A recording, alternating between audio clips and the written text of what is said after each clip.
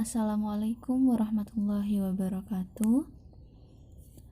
Alhamdulillahirrabbilalamin. Hari ini kita dapat belajar kembali pada mata pelajaran sejarah Indonesia, yaitu dengan tema proses masuknya agama dan kebudayaan Islam di Indonesia.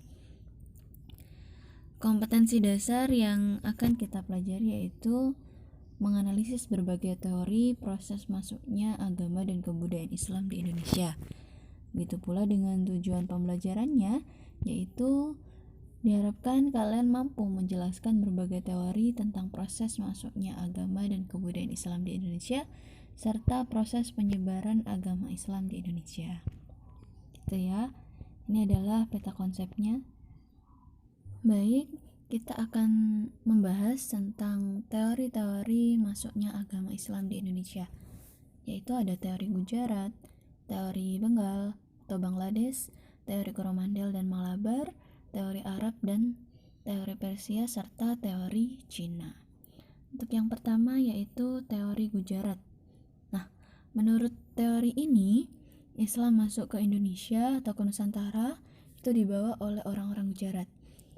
Ada beberapa tokoh yang mengungkapkan pendapatnya tentang teori Gujarat ini, yaitu ada Pitchneple, di mana Pitchneple mengaitkan asal mula Islam dari Gujarat atau India bagian barat daya dan Malabar, India bagian selatan.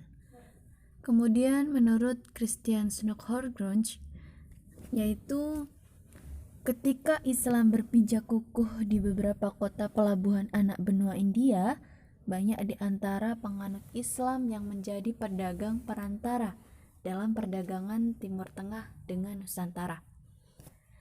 Kemudian menurut J.P. Moquit, yaitu beliau berpendapat bahwa ketika sudah melakukan pengamatan bahwa bentuk batu nisan di Samudra Pasai itu mirip dengan batu nisan di makam Malik Ibrahim di Gresik, Jawa Timur, yang memiliki bentuk sama dengan batu nisan di Kambai, Gujarat.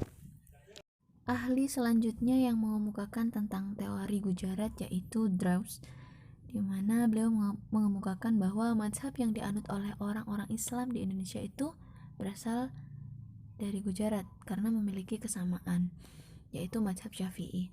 Kemudian menurut Winstead, beliau menyimpulkan bahwa seluruh batu nisan di Bruas, Pasai, dan Gresik itu didatangkan dari Gujarat. Kemudian ada Scraik juga menekankan bahwa signifikansi peran penting yang dimainkan para pedagang muslim Gujarat dalam perdagangan di Nusantara itu memiliki peranan dalam menyebarkan agama Islam di Nusantara. Adapun kelemahan dari teori Gujarat yaitu diungkapkan oleh Morrison. Beliau mengemukakan bahwa batu nisan yang ada di Nusantara itu boleh jadi berasal dari Gujarat dan dari Bengal. Akan tetapi tidak lantas agama Islam itu berasal dari tempat tersebut. Kelemahan kedua yaitu ketika Islamisasi Samudra Pasai, raja pertama yaitu wafat pada 698 Masehi atau 1297 Hijriah, di mana pada masa itu Gujarat masih kerajaan Hindu. Kemudian setahun kemudian yakni 699 Masehi atau 1298 Hijriah di Kambai yaitu terjadi penahlukan oleh kekuasaan muslim. Begitu. Untuk selanjutnya yaitu teori Bengal atau Bangladesh. Bahwa tadi Moquit ini adalah ahli yang mengemukakan tentang teori Gujarat. Nah, ini yaitu terdapat kemiripan antara batu nisan makam Malik Ibrahim di Gresik, Jawa Timur dengan batu nisan di Kambai, Gujarat. Nah, hal itu ditentang oleh Fatimi, sarjana dari Pakistan. Menurutnya, bentuk dan gaya batu nisan Malikus Saleh itu berbeda sepenuhnya dengan batu nisan yang terdapat di Gujarat dan batu nisan lainnya yang ditemukan di Nusantara.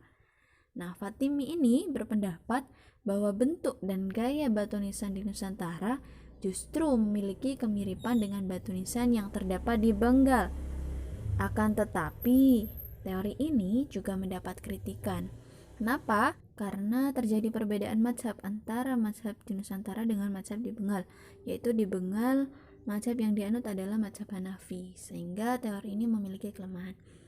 Kemudian teori selanjutnya yaitu teori Coromandel dan Malabar.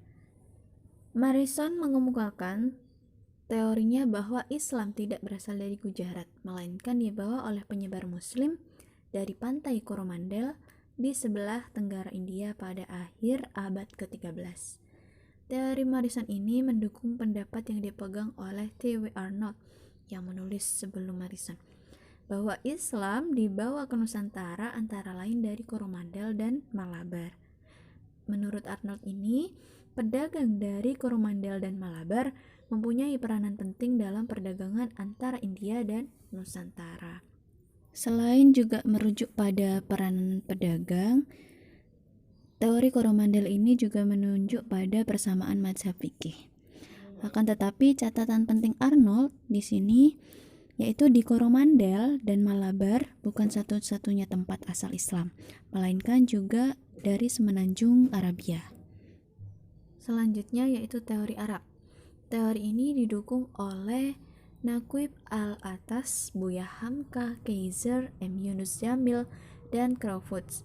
Dasar teori ini menyatakan bahwa pada abad ke-7 orang-orang Islam Arab telah ada di pantai barat Sumatera. Persamaan mazhab yang dianut oleh bangsa barat dengan Indonesia yaitu sama-sama menganut mazhab Syafi'i. Kemudian digunakannya gelar Al-Malik pada raja-raja Samudra Pasai sesuai dengan nama-nama sultan di Mesir. Sebagian ahli di Indonesia setuju dengan teori Arab. Mereka menyatakan Islam datang ke Indonesia berasal dari semenanjung Arab, bukan dari India. Kemudian masih ada teori lagi yaitu teori Persia. Teori Persia dikemukakan oleh Husain Jayadiningrat. Menurut Husain Jayadiningrat, Islam yang masuk ke Indonesia berasal dari Persia. Agama Islam masuk ke Indonesia di bawah oleh para pedagang Persia pada abad ke-13 Masehi.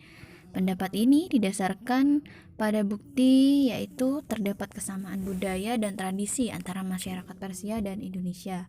Contohnya, tradisi Tabut, yaitu tradisi perayaan 10 Muharram atau Asyura di Persia sebagai hari suci kaum Syiah. Tradisi ini diadakan untuk memperingati wafatnya Husain bin Ali, cucu Nabi Muhammad SAW.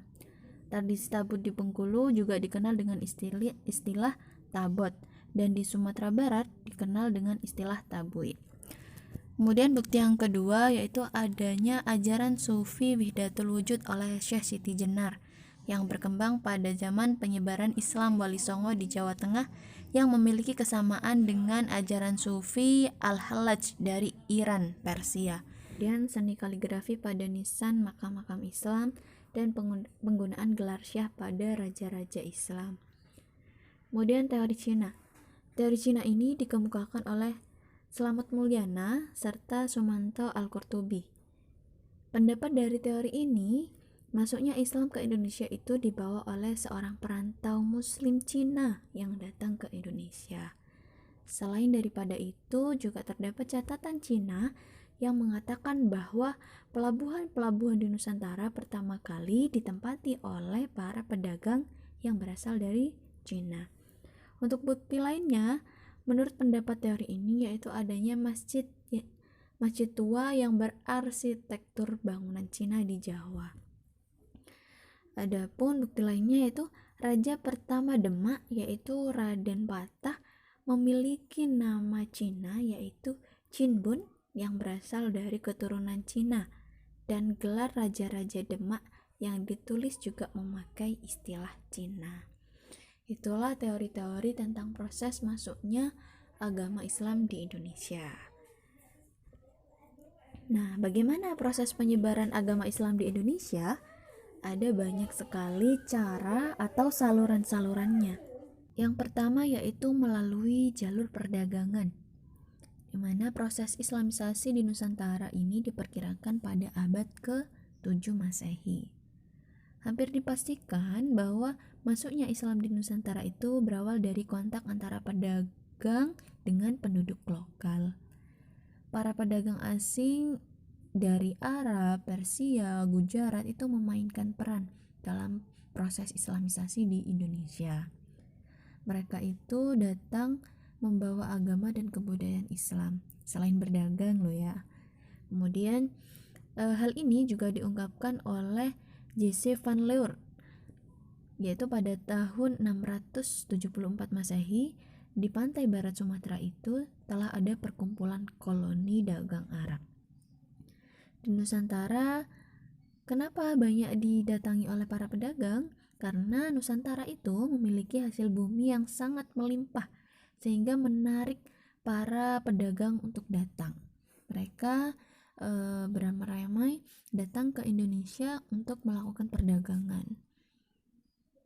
Kemudian proses kedua yaitu adanya jalur perkawinan, di mana aktivitas perdagangan yang dilakukan para pedagang muslim itu pada perubahan angin musim atau monsun. Sehingga para pedagang itu menunggu waktu yang tepat untuk berlayar. Mereka menetap membentuk perkampungan yang dikenal dengan istilah pekojan. Nah, para pedagang ini mulai membentuk keluarga dengan cara menikahi para penduduk lokal, sehingga menghasilkan keluarga yang Islami atau Muslim, keluarga Muslim. Begitu juga dikemukakan oleh B.J.O. Scrick, di mana perkawinan antara pedagang dengan para keluarga bangsawan mampu menghasilkan konversi pada Islam pada jumlah yang besar, sehingga menghasilkan banyak keluarga Islam, sehingga penduduk Islam semakin bertambah begitu. Kemudian proses yang ketiga yaitu pendidikan, di mana media penyebaran Islam di Indonesia juga dilakukan melalui media pendidikan. Banyak ulama yang mendirikan lembaga pendidikan Islam berupa pesantren. Jadi melalui lembaga inilah para ulama memberikan pengajaran ilmu keislaman ke para santrinya, sehingga mampu menyerap pengetahuan keagamaan yang lebih baik. Kemudian santri-santri itulah yang nanti akan menyebarkan agama Islam ke masyarakat. Jadi setelah mereka menimba ilmu di pesantren, mereka itu juga nanti akan menyebar ke daerah-daerah untuk mendirikan sebuah pesantren lagi, sehingga nanti agama Islam akan berkembang sangat pesat. Di antara pulau Jawa dikenal adanya Wali Songo. Kebanyakan sarjana sepakat bahwa di antara para penyebar agama Islam itu yang di Jawa adalah Maulana Malik Ibrahim, di mana pemimpinnya yaitu Raden Rahmat dengan gelar Sunan Ampel. Ini adalah Sunan atau Wali Songo, dikenal dengan Wali Songo ya, yaitu ada Sunan Gresik, Maulana Malik Ibrahim, Sunan Ampel, Raden Rahmat, Sunan Bonang dikenal dengan Raden Maulana Ma'dum Ibrahim, Sunan Giri Raden Paku, Sunan Derajat Raden Qasim, Sunan Kalijaga Raden Mas Said, kemudian Sunan Kudus Ja'far Siddiq, Sunan Muria Raden Umar Said, Sunan Gunung Jati Syarif Hidayatullah. Nah, selanjutnya yaitu proses penyebaran agama Islam di Indonesia melalui jalur tasawuf. Media yang tidak kalah penting dalam Islamisasi di Indonesia adalah tasawuf. Nah, ajaran tasawuf ini yaitu ajaran yang mengenalkan dan mendekatkan diri kepada Allah. Tasawuf memberikan kemudahan dalam pengajian ajarannya yang disesuaikan dengan alam pikiran masyarakat. Dan mazhab yang paling berpengaruh di Nusantara adalah mazhab Syafi'i. Politik juga menjadi sarana Islamisasi di Indonesia. Nah, dalam hal ini, raja yang memiliki peranan penting dalam proses Islamisasi di Indonesia. Jadi ketika raja memeluk Islam, rakyat itu akan mengikuti, karena titah raja itu sangat ditaati oleh rakyatnya. Seorang raja selalu menjadi panutan, bahkan menjadi teladan bagi rakyatnya. Jadi apapun yang dititahkan raja pasti dipatuhi oleh rakyatnya. Maka oleh karena itu Islam mudah tersebar di Indonesia.